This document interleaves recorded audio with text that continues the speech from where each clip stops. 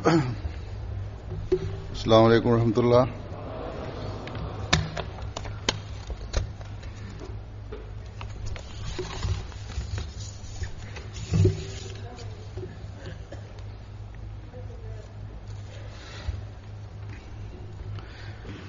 अशहदु अल्ला इलाहा इल्लल्लाह वहदहु ला शरीका लहू वअशहदु अन्ना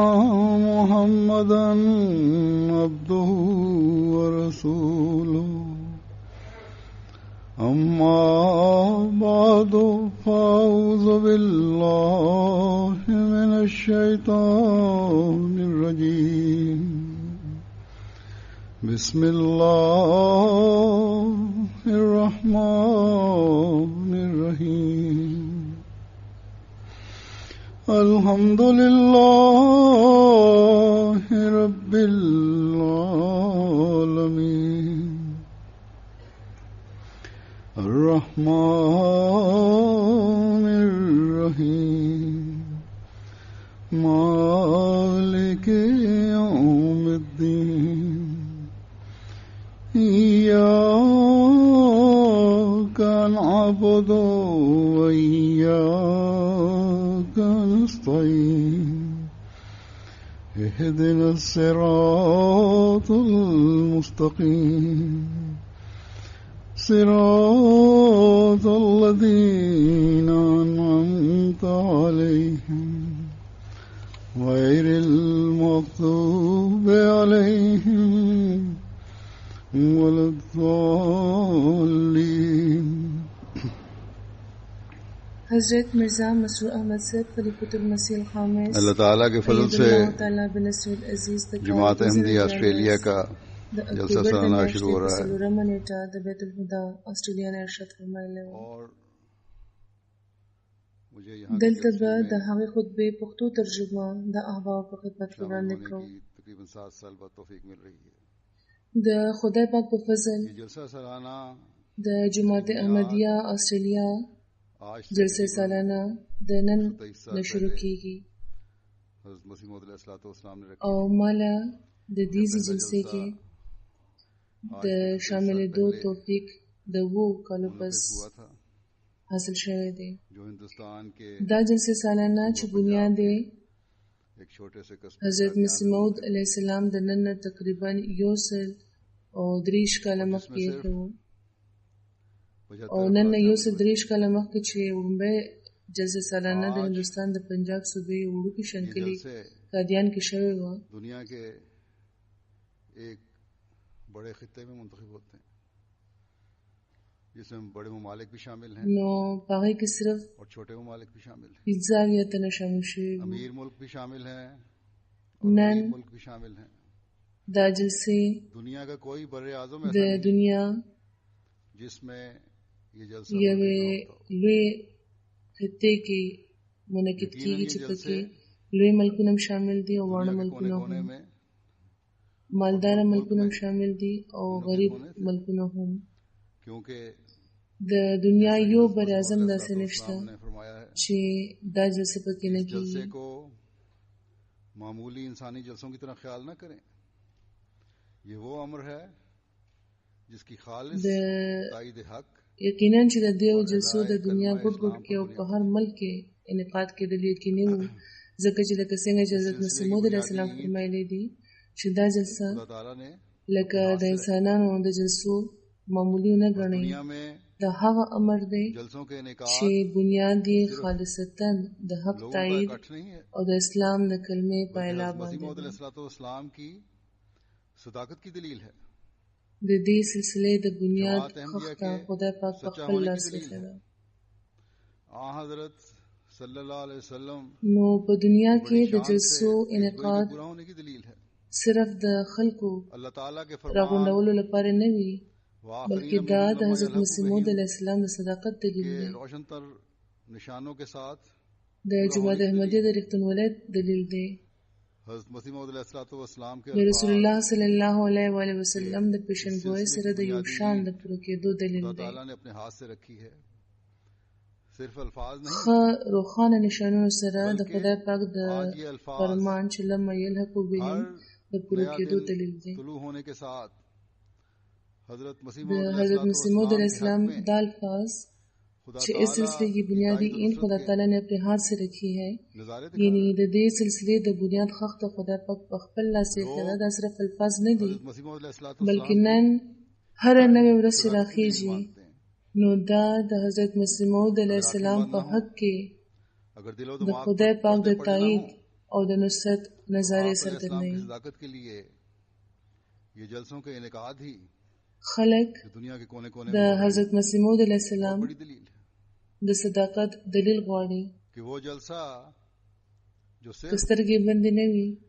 که په زړه په دماغ پردې نه وي، قادیان کی ایک چھوٹی سی نو د دنیا هر ګوټ کې د جلسو عمده انعقاد د حضرت مسیح موعود علیہ السلام د صداقت ډېر لوی دلیل دی. منعقد ہو رہا ہے دنیا کے چې هغه جلسه چې صرف 123 کاله مخکې د قادیان یو وړوکي شنکلي کې شوې وه، بڑے شہر میں منعقد هغه نن د دنیا ټولو براعظمونو کې کېږي. اور ہزاروں مرد و خواتین اور بچے اس میں شامل ہیں. د دنیا په دې براعظم اور یہی کې هم او د دې براعظم او د دې ملک د دې ملک یو لوی ښار کې کېږي لګیا ده چې د هغه ځینه په زرګونو میل لري ملک کے دارالحکومت میں منعقد ہوا او په زرګونو سړي ښځې او ماشومان په دې کې شامل دي. ہندوستان پر حکومت کی اور جس کے بعد او تقریبا یو میاشت مخکې عمده جلسه سره د یو لوی شان د دنیا د هغه ملک دارالحکومت کې هم شوې وه چې یوې اوږدې مودې پورې په هندوستان حکمراني کړې وه، اس ملک کے او چې د چا ځینو افسرانو اور لیڈر او پادریانو حتیٰ کہ اس ملک کے په حضرت مسیح موعود علیہ السلام مقدمه هم کړې وه بغیر نہیں رہ سکے. او حضرت مسیح موعود علیہ السلام عدالتونو ته بوتلي. خو نن هم د هغه ملک د حکومت افسران، محبت، لیډران پیار او ان تر دې چې پادریان هم په دې اعتراف مجبور دي دنیا میں پھیلنا چاہیے چې د جماعت احمدی پیغام د دنیا خلق او د دنیا قومونه د یوځای کولو پیغام دی، اس کے ارباب حکومت د مینې، د محبت او د ورورولۍ یا پیغام اپنے دی. پیغام کے ذریعے او دا پیغام پر مجبور ہیں دنیا کې اسلام خورېدل کے حقیقی پکار پیغام دی. کی همدغه شان امریکا هم چې یو لوی طاقت ګڼل کېږي، اسلام کے حقیقی پیغام کا ہمیں جماعت د هغې د حکومت اربابان هم زموږ جلسې کې چې راشي یا خپل پیغامونه چې رالیږي نو په هغې کې په دې وینا مجبوره شي چې د اسلام علمی اور د روحانی حقیقي پیغام نه مونږ اور بننے د چاہیے. وہاں جماعت احمدیه په ذریعه خبر شو. اسلام کی خوبیوں کا نو دا جلسې معترف بنا کر که یو خوا حضرت مسیح موعود علیہ السلام کے د احمدیانو بڑی شان د سے پورا علمی کرتے ہیں او د روحاني کہ ان کی ترقۍ خالص باعث تعلیم جوړیږي پر او په کار هم د چې جوړې شي. اعلاء بل کلمہ خوا اسلام پر بنیاد ہے. دا اسلام کو پردي د نام کو اغیار بلند کرنے هم پر د بنیاد ہے. اسلام د اسلام خوبو کے اعلیٰ و معترف ارفع کی مذہب او ہونے داسې کو دنیا پر د حضرت مسیح موعود علیہ السلام د الفاظ په لوی شان پوره کوي چې د دیو جلسو خالص د حق په تایید بنیاد دی، جب غیر د اسلام د کلمې په اعلی بنیاد جماعت دی، احمدیہ کی طرف سے پیش د کردہ اسلام نامو په درنولو یې بنیاد دی. خوبصورتی کا اقرار کرتے ہیں جو حقیقی دنیا اسلام ته ہے. د دې خبرې ثابتولو وسیله دي دا جلسې تو کیا چې اسلام یو اعلی او ارفع مذهب دی. ایک احمدی کو نو په دې زمانه بڑھ کر کې اپنی ذمہ داریوں کا احساس نہیں ہونا چې اغیار هم ایک احمدی کی ذمہ چې د داری جماعت احمدیه له طرفه د وړاندې کړی شوي تعلیم د ښایست اقرار کوي چې حقیقي اسلام دا جلسے دی میں شامل ہو کر چې د قرآن کریم د تعلیم مطابق دی. نو علمی بیا عملی یو اعتقادی اور احمدي له دا نه روحانی دي صلاحیتوں کو پکار چې د خپلو ذمهوارو اساس د مخکې نه زیات وکړي. حضرت مسیح په موعود دو علیہ په السلام دو نے خبرو خو د یو احمدي جلسے کے ذمهواري مقاصد لا بتایا زیاته تھا شي کہ اس میں شامل ہو کر چې په دې جلسې کې چې شامل دي اور خدا نو دا د خپل علمي عملي او د یہ جلسہ اعتقادي صلاحیتونو د خدا زیاتولو تعالیٰ کا وسیله خوف جوړه پیدا کړي. کرنے والا बन حضرت जाए مسیح موعود علیه السلام د جلسې مقصدونه کې فرمایلی وو और बाहम मोहब्बत چې په دې کې چې और شامل شي मुआखात में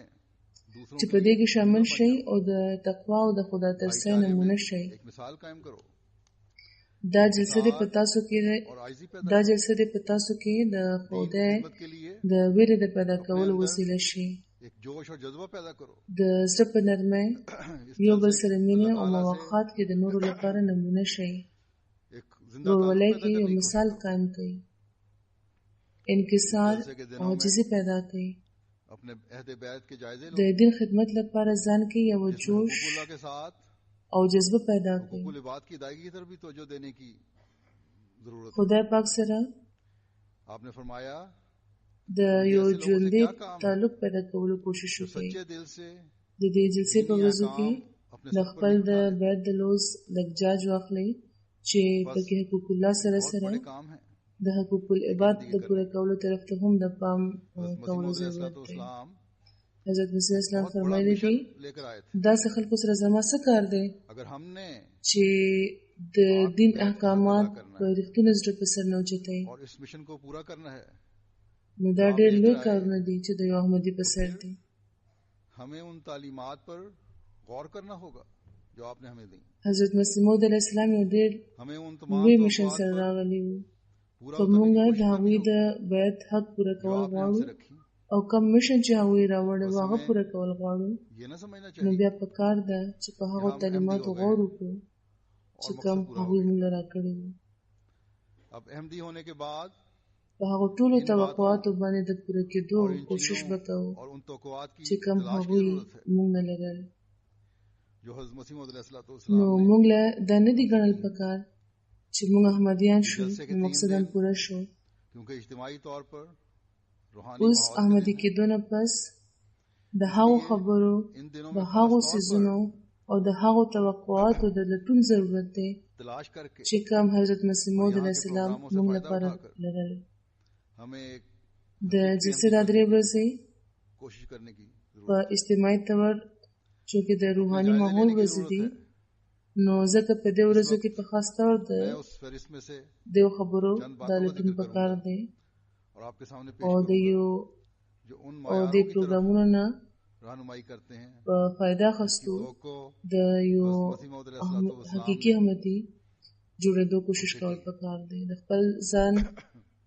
جاج जलसे के اخیستل मकासद پکار में से دی एक मकसद आपने बयान फरमाया था कि ता आने वालों के दिल में دا به زه د तकवा هغه पैदा فارس نه د ځینو خبرو ذکر کوم او तकवा تاسو क्या ته है وړاندې کوم چې د هغه इस बारे معیارونو में طرف ته زموږ رهنمایي کوي आप چې د अलैहिस्सलाम کومو फरमाते امید हैं حضرت مسیح اسلام कि तकवा कोई छोटी له चीज موږ नहीं کړی دی इसके जरिए से د جلسې तमाम مقصدونو کې शैतानों का یو مقصد मुकाबला هغوی دا करना होता ښودلی है وو چې د जो इंसान की راتلونکو हर एक خلکو अंदरूनी په زړونو कुव्वत کې और د ताकत تقوا पर پیدا شي गलबा पाए تقوا हुए څه हैं। ده دې باره ये کې هغوی तमाम فرمایي कुव्वतें नफ्स अमारा की हालत में इंसान के अंदर शैतान हैं। تقوا څه وړوکی څیز نه دی नफ्स د دې अमारा په ذریعه د هغو नफ्स की واړو ऐसी हालत को شیطانانو कहते हैं مقابله کیږي जो बार چې د बार انسان په बदी की هر तरफ ले जाते हैं। اندرونی قوت او په अल्लाह طاقت ताला के हकाम की غلبه لري पैरवी करने के बजाय शैतान के د انسان د ننه دا शैतान ने ټول जो दुनिया قوتونه में د نفس اماره په बेहयाई حالت کې फैलाई हुई شیطانان دي उसकी तरफ तवज्जो दिलाता है। बुराइयों को खूबसूरत कर نفس देता है। اماره د نفس هغه حالت ته फरमाया وایي چې بار بار انسان بدی कि طرف ته यही بیایي इंसान का د शैतान خدای پاک د احکاماتو په जिसको ځای हम दिखाता है شیطان दर چې کومه بې حیايي په دنیا کې خوره کړې फरमाया ده कि ये इंसानी कुव्वतें जो इंसान को د बर्बाद هغې करती طرف ته हैं د انسان توجه جوړي अगर بدی ورته इस्लाह ना خاسته पाएंगी کوي او ښیي तो फरमाई इंसान को गुलाम कर लेंगी। چې عمده شیطان دی چې هر وخت تاسو لمسئ फरमाया कि इल्म और अकल ही बुरे तौर पर इस्तेमाल होकर शैतान हो जाते हैं। فرمایي بعض چې دا इंसानों को अपने انساني इल्म पर और قوتونه अपनी अकल पर बड़ा नाज چې होता انسان है لمسئ که د دوی और ये اصلاح नाज ही نشي उनको نو دوی शैतान به बना देता है। या यही इल्म और अकल ही انسان خپل शैतान غلام बन जाता کړي है। فرمایي چې عقل او علم چې په मुत्तकी का بده काम طریقه है استعمال شي मुत्तकी का نو काम شیطانان جوړ شي ځینې انسانان په उनको خپل उनकी और علم ऐसा ही او په और خپل दीगर عقل कुल ډیر फवाद ناز की کوي तादील करना عمده है। ناز هغو شیطانان کی यानी عمده अपनी علم इन او عقل ताकतों को ورته شیطان شي जो खुदा ताला की तरफ से मिली हैं ठीक करना होगा। सही मौकों पर د और इंसाफ متقی के साथ کار دا इस्तेमाल دی करना होगा और जब ये होगा तो ये तकवा है। چې د دیو او د داسې ټولو قوتونو تعدیل دیو کی یعنی خپل دا طاقتونه چې د خدای پاک له طرفه ورته حاصل شوي دي دا به سمای او په صحیح موقع او سره د انصاف به استعمالي او چې دا وی نو بیا دا تقوا ده. اسلام فرمایي چې زموږ جماعت لپاره په خاص تور د تقوا ضرورت دی خصوصا په دې خیالم چې هغه یو داسې تن سره تعلق جوړ کړی دی او د هغه د بیت په سلسله کې شامل دي چې داوا د ماموریت لري دې لپاره چې هغه خلک چې هر قسمه بغضونه په شرکونو په کینې کې مبتلا وو یا که څومره هم مخ د دنیا په لورو هغوی دې د ټولو آفتونو نه خلاصې بیا مومي نو که بیعت کولو نه پس هم پاکې تبدیلي پیدا نه شي نو بیا هغه مقصد نه پوره کېږي چې کوم لپاره بیعت شوی وي. بیا یو ځای کې د تقوا په وضاحت کې حضرت مسیح موعود علیه السلام فرمایي موږ ته نصیحت فرمایي چې پکار دا ده چې هغوی د تقوا لاره خپله کړي ځکه چې تقوا یو داسې شی دی چې ورته د شریعت خلاصه ویل کېدی شي. د شریعت په مختصر طور بیانول غواړي نو د شریعت اصل تقوا کېدی شي. د تقوا درجې او مرتبه ډېرې دي خو که یو رښتونی طالب د ابتدایي مراتب او مراحل نه سره د استقلال او خلوص تیر شي نو هغه د خپلې د راستۍ او د طلب صدق په وجه اعلی درجې بیا مومي. خدا پاک فرمایي انما يتقبل الله من المتقين یعنی خدا پاک د متقینو دعا اوري دا لکه چې د هغه لوز دی او د هغه لوزونو کې هیڅ قسم تخلف نه وي خدا پاک خپل لوز نشته نه اوري لکه څنګه چې فرمایلی دی چې الله لا یخلف المیعاد. نو د دعا قبولیت لپاره چې د تقوا شرط یو غیر مرتکب شرط دی نو یو غافل او بېلار انسان که د دعا قبولیت غواړي نو به کمکل او نادانه نه وي نو ځکه زموږ جماعت باندې لازمه ده چې تر کومه چې ممکنه وي نو دوی کې د هر تن د تقوا په لار روان شي چې د دعا د قبولیت سرور او خوند ورته ترلاسه شي او د زیات ایمان نه برخه واخلي. بیا حضرت مسیح اسلام فرمایي چې انسان له پکار دی چې هر وخت خپل قوانه کار اخلي غرض دا چې کم قوا چې انسان له ورکړی شوی دي کم قوتونه چې انسان له ورکړی شوی دي که هغه دا کار واخلي نو یقینا ولي کېدی شي. فرمایي چې زه یقینا وایم چې په دې امت کې چې کم خلک راځي هغه د لویو قوتونو خاوندان وي او د نور او د صدق او صفا نه ډک وي نو ځکه یو تن د ځان د دیو قوتونو نه محروم نه ګڼي. آیا خدای پاک یو فرض چاپ کړی دی چې تنه دا ګڼل کېدی شي چې موږ له دیو برکتونو نه برخه ترلاسه نشي یا موږ له دیو برکتونو نه برخه نه ترلاسه کیږي یعنی پلاني خلکو ته حاصل دي شو موږ ته نشي حاصل دي دا یو فرض نشته. فرمایي چې خدای پاک ډېر کریم دی د هغه د کرم یو لوی جوور سیند دی چې چیرې نشي ختمه دی او څوک چې دا لټي او غواړي هغه چیرې محروم نه دی پاتې شوی. نو ځکه تاسو نه پکار ده چې د شپې پاسئ او دعاګانې غواړئ او د هغه فضل غواړئ. هر مونځ کې د دعا ډېرې مواقع وي رکوع قیام قعده سجده وغیره په ټول شوا روز کې 15 وخت مونځ کېږي سحر ماسپښین مازدیګر ماښام او ماسخوتن دې نه علاوه بیا د اشراق او د تهجد مونځونه دي دا ټول د دعا مواقع دي. اللہ تعالیٰ کی قانون قدرت کے عین مطابق ہے. بیا هم د دې خبرې یعنی دعا د مونځ اصل غرض دی د په وضاحت کې فرمایي اور اضطراب ظاهر کرتا ہے تو ماں کس قدر بے قرار ہو کر اس کو دودھ دیتی ہے چې دعا د مونځ غرض او اصل دی او دعا وختل د قدرت قانون سره عین سمون لري. مثلا موږ په عام طور ګورو چې کله یو ماشوم جاړي او استراب لري نو مور څونه ناقلاره شي هغه لپاره ورکی د الوهیت او د عبودیت دا قسم تعلق دی د خدای او د هغه بنده ترمنځ دغه شان تعلق دی چې هر تن پې نشي پوهېدی چې انسان د خدای پاک په درد ورپریوزي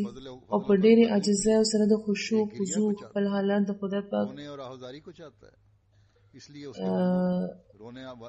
خپل حالات خدای پاک ته وړاندې کړي او هغه نه خپل حاجتونه غواړي نو د الوهیت کرم جوش واخلي او بیا په داسې تن رحم وشي د خدای پاک فضل د خدای پاک فضل او کرم یو ګریه جړه او زری غواړي ځکه هغه ته هغه سترګې وړاندې کول پکار ده چې د هغه مخې ته جاړي بیا فرمایي چې ځینې خلک دا خیال کوي چې لکه د جړاګانو د دعاګانو نه هېڅ نه ترلاسه کېږي او نن سبا د دهریت په ځوانانو کې او په ځینو نورو خلکو کې داسې قسم خیالات ډېر په زور او په شور پیدا کول شروع کړي دي هغوی فرمایي چې د ځینو خلکو دا خیال دی چې د خدای پاک مخې ته په جوړلو هېڅ نه ترلاسه کېږي دا بالکل غلطه او باطله خبره ده داسې خلک د خدای پاک هستی او د هغه په قدرت او په تصرف ایمان نه لري که هغوی کې حقیقي ایمان وي نو د داسې کار جرأت به یې نه کوله کله چې یو تن خدای پاک له راغلی دی او هغه رښتونې توبې سره رجوع کړی دی خدای پاک همیشه په هغه خپل فضل کړی دی دا شرط دی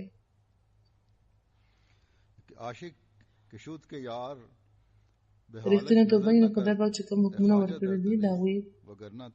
پابندي به کوئ دا خبره چا بالکل رښتیا کړې ده